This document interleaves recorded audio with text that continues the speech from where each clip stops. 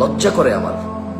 90% মুসলমানের দেশ, শত শত হাজার লক্ষ কোরবানি হবে, আর এমন একটা ইবাদত আত্মত্যাগের মুহূর্তে গরু ছাগল যা আমরা জবাই করবো আল্লাহর জন্য, তার নাম মানুষের নামের সাথে দিচ্ছি। ইহুদি নাসারা ফুটবল খেলোয়াড়, ক্রিকেট খেলোয়াড়, নর্তকী কোনো আমি আমি আমি আমার কাছে খুবই দুঃখ লেগেছে। আমি গত কিছুদিন আগে, গত কোরবানি বা এর আগের, আমি তাহিরি, গরুর নাম দিয়েছে তাহিরি। আমার সাথে তাহিরির 190% অমিল আছে। তাহিরি সাহেবের দিন প্রচারের সাথে আমি 90%, প্রায় 90+% আমার দ্বিমত আছে, কিন্তু আমি এটাতে সন্তুষ্ট নই যে কেউ গরু ছাগলের নাম রাখবে তার নামে। আপনি তাহিরি সাহেবকে জিজ্ঞেস করলে হয়তো আমার যে আইডিওলজি, আমার যে দিন আমি পালন করি এবং যে দিন আমি প্রচার করি, তার সাথে উনি হয়তো 95% ডিসএগ্রি করে, হতে পারে। জ্ঞান ভিত্তিক ডিসএগ্রিনেন্স থাকা উচিত।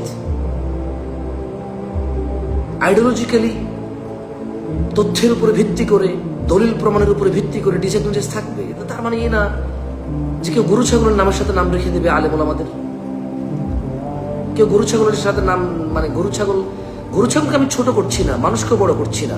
মানুষ, গরু ছাগল প্রত্যেকের আলাদা পারপাস আছে। So sad. আমি অনুরোধ করব শেখদেরকে, দয়া করে একটু ফতোয়া দিবেন প্লিজ। যারা মানুষের নামে নামকরণ করে গরু ছাগল বিক্রি করে, তাদের গরুগুলো কিনা জায়েজ কিনা।